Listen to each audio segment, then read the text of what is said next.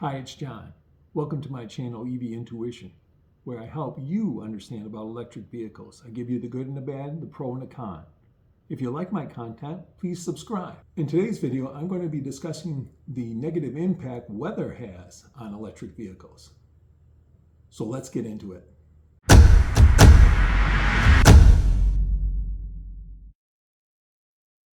As I begin this topic about the negative impact weather has on electric vehicles, I wanted to first point out that it's important to know that both gas or internal combustion engines and electric vehicles are impacted by weather.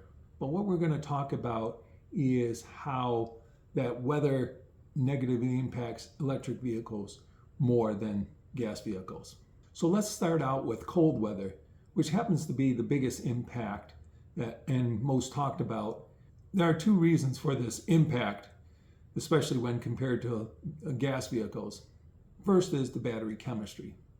As you know, an electric vehicle is powered by a lithium-ion battery. And that battery chemistry does not work as well when temperatures get very low, such as around the freezing point. The lower the temperature, poorer the performance of the battery. Essentially, the chemistry in the battery becomes slower or sluggish, producing less energy. Now, the second reason is that when comparing electric vehicles to gas vehicles, as far as heat goes, gas vehicles have a gas engine which generates a lot of heat. For propelling that vehicle, that heat from the engine is very inefficient. But in cold weather, vehicles take advantage of some of that heat by moving the heat from the engine into the cabin. Unlike electric vehicles, which do not produce that amount of heat, electric vehicles have to generate heat using the electricity from the battery. So how does cold weather impact an electric vehicle? The biggest way is in decreased range. Now, if you take a look at this chart that I'm showing, this company Recurrent has gathered a lot of data in regards to electric vehicles and how they perform in cold weather. And they did this chart here that shows the difference between ideal temperature, which I believe is around 70 degrees Fahrenheit, to freezing temperature, which is around 32 degrees Fahrenheit. Looking at the different vehicles, you can see, especially what I want to focus on is the loss in range on the right-hand side of the different vehicles. And you can see that the amount of loss varies quite significantly between vehicles. It can be anywhere from 18% to over 45%. That's quite a difference in range loss between these vehicles and those temperatures. I want to focus a little more on maybe a couple vehicles just to show you charts of how temperature variations impact the electric vehicles. I've owned two electric vehicles. I owned a Ford Mach-E and sold that earlier this year and bought a Tesla Model Y. And so let's just take a look at some more data from this company, Recurrent, showing you curves of the Model Y versus the Mach-E. First, I'll show you the Mach-E's curve. And we're just looking at the bottom curve, the one that's dotted.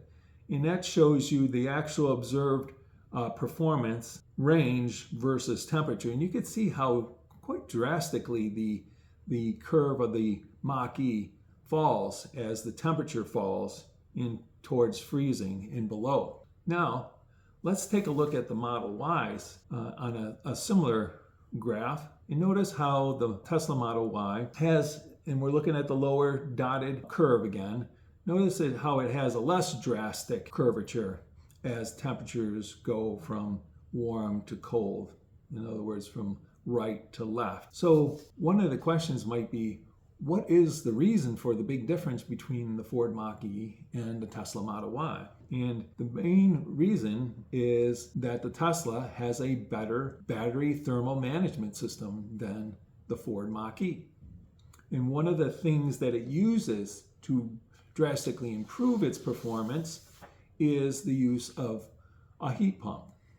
And the heat pump in the Tesla, along with their whole system, does a better job of managing the battery temperature and hence the performance that you get out of the vehicle. Recall going back to our first slide there, if you look at the difference between the Ford Mach-E and the Tesla Model Y on recurrence data, it shows that Ford Mach-E loses about 34% range and the Tesla Model Y loses about 24% range when going from 70 to 32 degrees. Now, based on my experience, I can say that the Ford Mustang Mach-E, which I had and no longer have, I sold it earlier this year, I think that minus 34% was probably what I experienced. I always said I lose up to about a third of the range when driving in cold temperatures. Now, for the Tesla Model Y, I'm beginning my first winter. I live in upstate New York, and so I'm just beginning to understand its performance in cold weather. And if you look at a chart that I have, this is my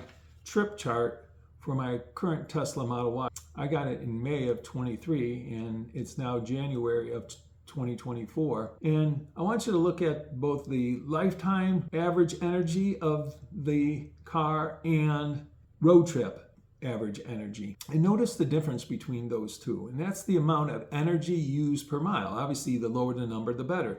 And notice that the lifetime from May on is lower than the last road trip, which I say really is the last 500 miles that I've done. And you can say that's pretty much what I've done in the last several weeks, late December through January. And notice the difference of 27 watt hours per mile between the two. That represents about a 10% difference in efficiency of the vehicle. So that's what I'm experiencing so far, but keep in mind that the temperatures here have been not that cold yet this year. I think most of the daily temperatures have been around 40 degrees Fahrenheit and not as close to 32. So what I'm saying right now is I'm losing about 10% of the average energy of the car, or probably resulting in a 10% loss of range. Now, as the winter goes on, I'm sure it's going to get colder here and I will lose more. But this is just an example of some real data that I've experienced so far on my Tesla. And right now, all I can say is I'm losing about 10%. Range is one of the impacts that you got to keep in mind when traveling with an electric vehicle. For example, if you're going on a long road trip and you're expecting to get 300 miles out of your vehicle and you're going to lose about a third of that, you may end up only going 200 miles on a full battery versus 300. So that's going to impact how many times you're going to need to charge. Those are things you got to keep in mind when traveling in cold temperatures. Now, going back to the other impacts, one of the other impacts that cold weather has on electric vehicles is that it causes charging to slow down also. So you could have your charging time take anywhere from 20 or 30% more time if your battery is cold. So once again, you've got to keep that in mind when having an electric vehicle in cold temperature. The last thing to keep in mind is that regenerative braking in charging is going to be impacted by cold weather. This goes back to the battery issue, the battery chemistry issue, is you cannot charge it as quick if that battery is cold. And so the car will slow down the charge rate to compensate for the colder temperature. Now, I've just indicated the impact to electric vehicles of cold temperature. So how do cars mitigate or lessen that impact? Well, there's several ways that you can take and that the vehicles are taken to do that. The first thing is, if you can store your car out of the elements, out of the cold weather, or out under some covered area, that's something you might want to consider. The second thing is to precondition your vehicle when parked prior to driving. For example, preconditioning is a feature of most electric vehicles where they'll get the battery to the ideal temperature and in cold weather warm it and also warm your cabin to the appropriate temperature. If you're at home and connected to the charger, preconditioning becomes really ideal. It uses the electricity from your charger to both warm the battery and your cabin. This doesn't take away any of the charge currently in the battery. Another nice thing about some vehicles is you can schedule the preconditioning on the vehicle. So if you leave your house or your apartment at the same time every day, you can schedule your vehicle to do the preconditioning at that time. And I'm showing an example of how it's set up on the Tesla here. So once again, precondition goes a long way in helping your vehicle run better and get the appropriate range in cold weather. The second thing is related to using precondition to help charge the vehicle. If you're on a road trip traveling in cold weather, you want to make sure that as you get to the charging station that your battery is at the optimum temperature. Most vehicles provide a mechanism to do that. Some do it manually, where you'll have to indicate something in the battery on the vehicle screen, and others do it automatically. For example, with my Tesla, if I'm navigating to a final destination, it puts in points of where I need to charge. And as I approach that charger, it begins the preconditioning of the battery automatically. So that battery will have the appropriate temperature when I reach that charger, and hence will then charge at the optimum speed. The last thing that I mentioned to help mitigate the impacts of cold weather is to make sure that your tires are inflated properly. Cold weather often reduces the pressure inside a vehicle, so make sure you check your tires for the proper pressure and inflate them appropriately as needed. Now, the other weather that impacts electric vehicles is hot weather. When the weather is very warm, and I typically say when it gets to around 90, you'll start noticing some impacts. Why does this impact electric vehicles? Well, it impacts electric vehicles once again due to battery chemistry. Battery chemistry, when the battery gets too warm, also tends to have a negative impact to the electric vehicle as far as outputting energy, and hence resulting to similar impacts that cold weather had. Now, there's less data on how hot weather impacts electric vehicles as compared to cold weather, but the data that I got also from a Recurrent website says one of the impacts is decrease in range. And the impacts that they listed as that there's about a 2.8% decrease in range when the temperature is around 80 degrees. That goes up to 5% at 90 degrees, and then jumps up as high as 31% when it reaches 100 degrees. Keep in mind, very hot temperatures also impact electric vehicles and can impact their range. They also can impact the charging, just like the cold temperatures do. Once again, you may not get your fast charge rates when the battery temperature is too high. The third thing is regenerative braking may not work as well also, very similar to the cold temperature impacts. So how do you mitigate these hot temperature impacts to electric vehicles? Well, they're very similar to cold temperature mitigation plans. First of all, if you can keep your car out of the elements of the heat, such as putting it in a garage or having it covered so it's not in the full sun, that goes a long way of helping reduce the impact of the heat on a vehicle. The next thing is preconditioning. We've already talked about preconditioning for mitigating the impact of cold temperatures. In the same way, preconditioning can help improve the performance of your vehicle in hot temperatures. Preconditioning helps to bring the battery to the optimum temperature. In the case of hot temperatures, what it's going to do is cool the battery so that the battery is back into a better range of temperatures where you'll get the optimum performance of it. So it cools the battery, and it also cools the cabin. Vehicles, if they're connected to a charger, will use electricity from the charger to perform those preconditioning and not take any of the energy out of your battery. Optimally, it's best to have your vehicle connected to a charger when you're preconditioning. But if it's not, it's still good to do that.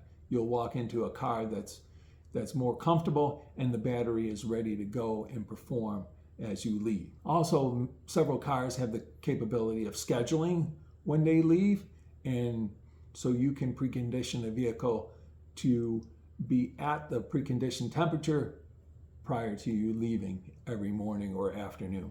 Also, preconditioning is used in hot temperatures to optimize the battery temperature prior to going to a charger. Just like we mentioned with cold temperatures, electric vehicles have preconditioning and will cool the battery as you're approaching a charger if you're in very hot temperatures.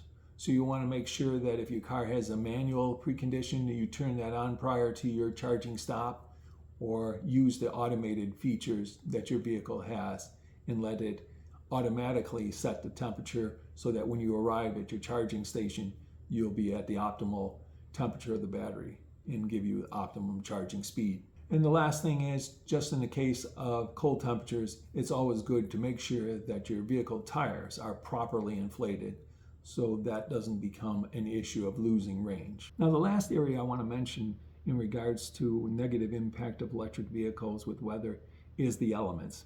What I mean by elements, I mean wind, rain, and snow. If it's very windy outside or raining pretty hard or snowing, this can also negatively impact your electric vehicle performance. For example, if you're driving into a wind, you're going to have the vehicle work harder. Now keep in mind, these elements impact all vehicles, electric and internal combustion engine or gas vehicles also. This is nothing new, but it becomes a bigger issue with electric vehicles since they tend to have a more limited range than gas vehicles. And plus, there aren't gas stations or electric vehicle charging stations every 10 miles or so. So you got to plan better for the impact of the elements to your range.